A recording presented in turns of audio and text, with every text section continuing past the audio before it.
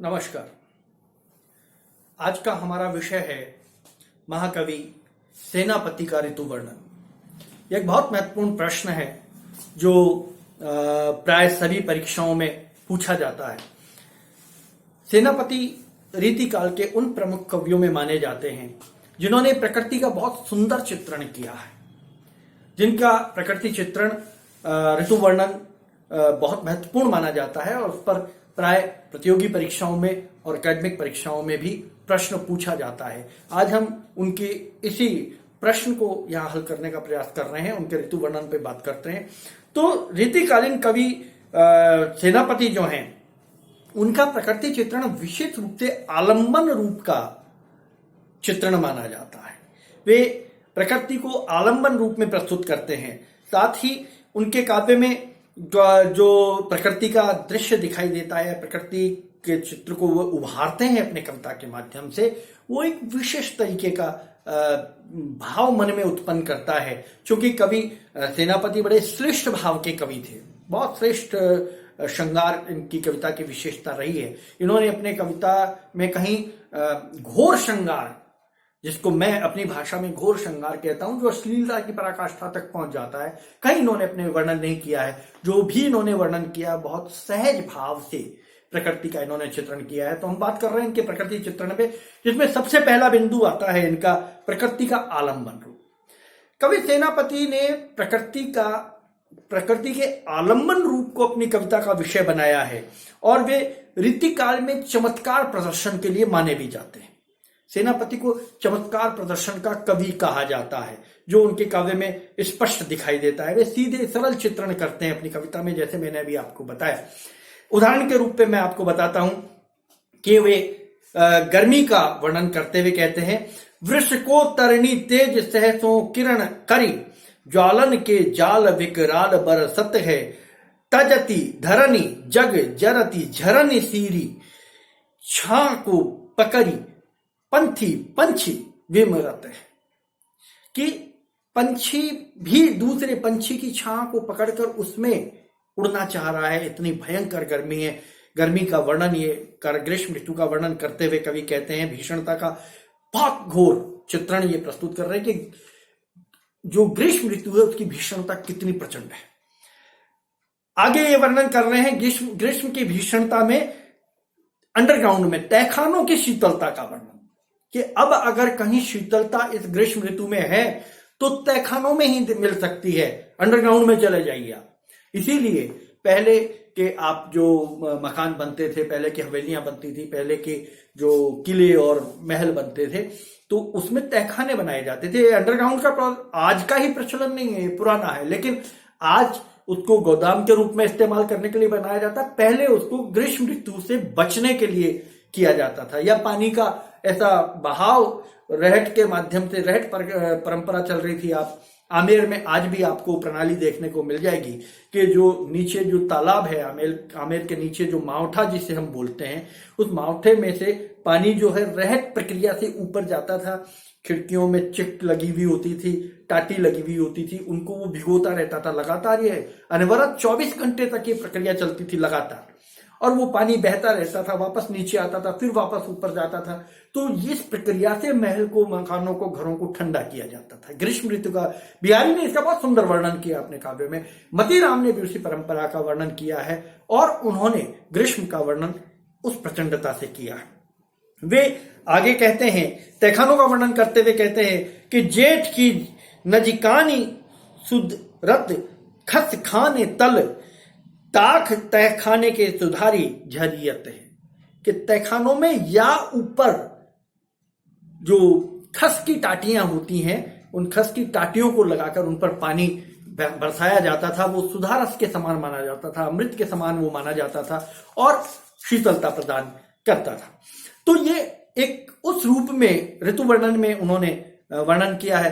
अगली विशेषता इनके प्रकृति चित्रण की जो है वो है कि इन्होंने प्रकृति का उद्दीपन रूप में भी, जैसे उन्होंने आलंबन रूप में प्रकृति का वर्णन किया है, उन्होंने उद्दीपन रूप में भी प्रकृति का वर्णन किया है, प्रकृति चित्रण किया है। उद्दीपन रूप में सेनापति प्रकृति चित्रण करते हुए कहते हैं कि छति न गरद मानो रंग है हरद साली सोहत जरद को मिलावे हरि पीव को मत दे दर्द मिट्यो खंजन दर्द ऋतु आई है सरद सुखदाई सब जिए के। शीतल ऋतु में अब यहां मिलन का भाव है, प्रकृति में का जो सौंदर्य है, प्रकृति का जो अनुराग है वो उद्दीपन के रूप में उपस्थित कर रहे हैं कवि सेनापति। यानी इस दृश्य के माध्यम से शीतल ऋतु आ गई है, शरद ऋतु आ गई है, हरि जो है, जो प्रिय है, जो है अपनी प्रियसी से मिल गए हैं, तो ये भाव।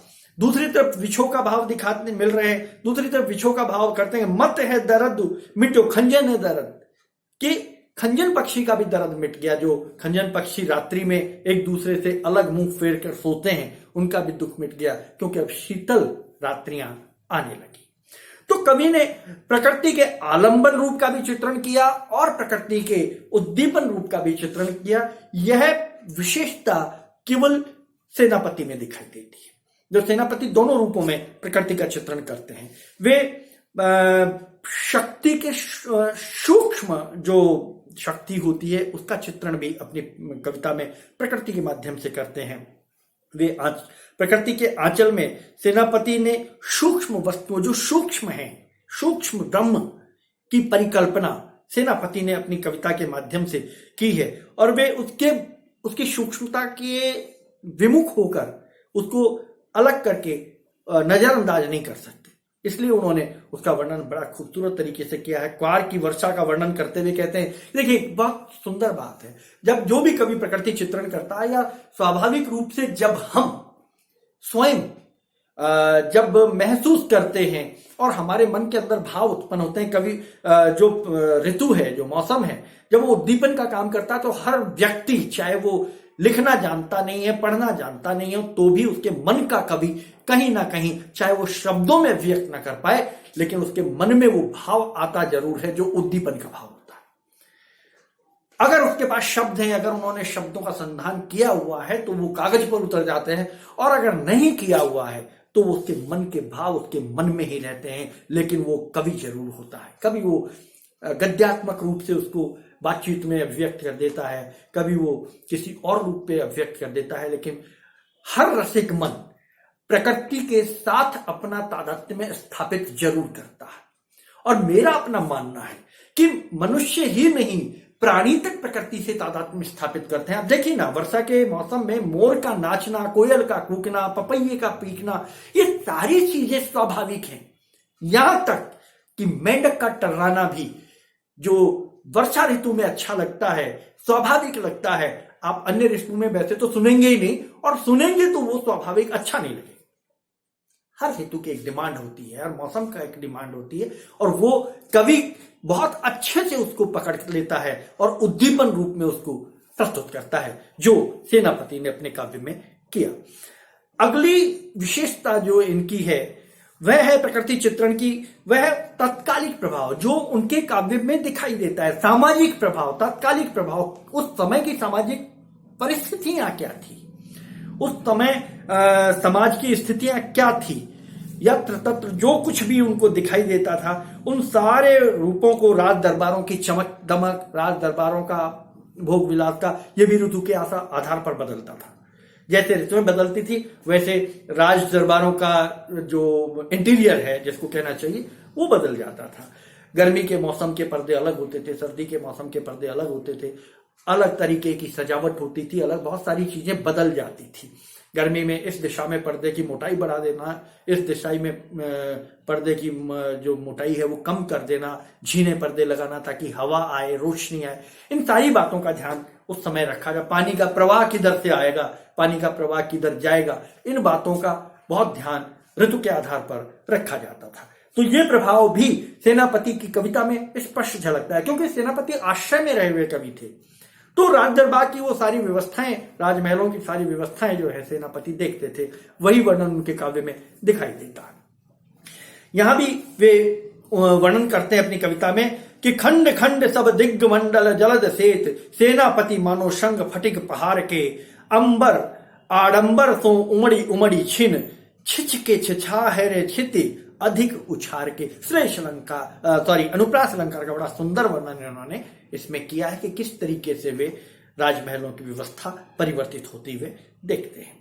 तो यह भाव इनके उसमें बहुत अधिक दिखाई देता है। जैसे एक और उदाहरण मैं आपको बताता हूं कि जेठ नजिकाने सुधरत खसकाने तल ताख तयकाने सुधारी झरियत है। जैसे मैंने भी आपको बताया था इसके जो इससे पहले का जो उद्दीपन रूप था। और होती है मरम्मत विविध जल जयंत्रण की, जो मैंने आपको कहा था ना कि आमेर के किले के ऊपर जो मैंने देखा, और सभी किलों पे व्यवस्था यही होती थी कि गर्मी का मौसम आ गया तो सारे जल स्रोतों की मरम्मत कर दी जाती थी, और पानी के जो यंत्र होते थे जिसको रहट बोलते थे, जो बैलों की जोड़ी के साथ चलता था, पानी उसमें डब्बों में भर भर के ऊपर जाता था, नीचे आता था, वो भाव कवि उसका वर्णन करते हुए कहते हैं कि उस समय की परिस्थितियों का प्रभाव क्या था, तत्कालीन प्रभाव जो उनके काव्य में दिखाई देता है।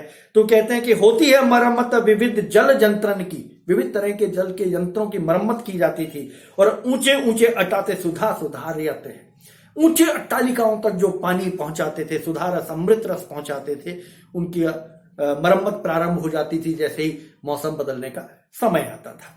जन साधारण की भावनाओं का चित्रण भी कविता में सेनापति ने अपने काव्य में बहुत अच्छे तरीके से उन्होंने किया है। उन्होंने प्रत्येक तरीके के लोगों को सर्दी में अलग, गर्मी में अलग वस्त्रों आभूषणों का तथा उनके क्रियाकलापों का वर्णन देखने को मिलता है। जैसे सर्दियों में लोग जगह जगह पर अलाव जलाकर बैठे हुए, आज भी हम देखते हैं, तो उस समय भी था। आज तो फिर भी बहुत सारे साधन हैं, हीटर भी हैं, एयर कंडीशन भी है, सारी चीजें हैं। उस समय तो केवल एक साधन अलाव ही होता था, और वो भी सामूहिक होता था। बीच में आग जला ली जाती थी, चारों तरफ लोग बैठते थे और वहीं पर गपियाते थे। सारी जितनी भी राजनीति की, राजा की, मंत्री की, इधर की उधर की सारी बातें वहीं होती थी, सारा डिस्कस वहीं होता था। किसी राजा को अपने राज्य की स्थिति परिस्थिति जानने की आवश्यकता जब पड़ती थी तो वो भेष बदलकर उसी समूह में शामिल होकर बैठता था उस अलाव के पास, और वहां के वार्तालाप से उसे अपने पूरे राज्य की स्थिति पता चल जाती थी, अपनी भी स्थिति पता चल जाती थी कि मेरे बारे में, मेरी जनता के मन में क्या भाव है। तो ये उस समय का एक सामाजिक परिदृश्य भी हुआ करता था। तो वो उसमें बड़े ढंग से कवि ने प्रस्तुत किया है। और वे कहते हैं शरद ऋतु का वर्णन करते हुए, अलाव के पास लोग बैठे हुए हैं कि हिम के समीर तेई बर से विषम तीर, रही है गरम भौन कोनन में जाई के, धूम नैन बहे लोग आगी पर गिरे रहे, हिये सुल लगाए रहे नेक सुल लगाई के। आग, लोग आग पर गिर रहे हैं, बर्फ पड़ रही है, शीतलता आ रही है, और गर्मी मानो किसी कोने में जाकर दुबक कर बैठ गई, सर्दी ने लोगों को जकड़ रखा। तो बड़े खूबसूरत शब्दों से सेनापति ने अपना ऋतु वर्णन प्रस्तुत किया है। ऐसे ही प्रकृति के माध्यम से उन्होंने, मतलब यथार्थ प्रकृति चित्रण उनके काव्य में देखने को मिलता है। जैसा हम अभी इतनी देर से चर्चा कर रहे हैं, उनके काव्य में प्रकृति का रसोन्मेष भी देखने को मिलता है। प्रकृति के माध्यम से रस की उत्पत्ति, अलंकारों का विधान, छंद, योजना, ये सारी की सारी आप देखें तो ऋतिकाल के कवि सेनापति में बहुत अच्छे से देखने को मिलती है, बहुत बढ़िया तरीके से देखने को मिलती है। सेनापति का ऋतु वर्णन अपने आप में एक बिल्कुल डिफरेंट, अलग तरीके का ऋतु वर्णन है, परीक्षा की दृष्टि से महत्वपूर्ण है। इसको तैयार कीजिएगा। अगर आपने मेरे चैनल को सब्सक्राइब नहीं किया है तो उसे प्लीज सब्सक्राइब कीजिएगा, लाइक कीजिएगा, ताकि आपको और अच्छे वीडियो हम दे सके। नमस्कार।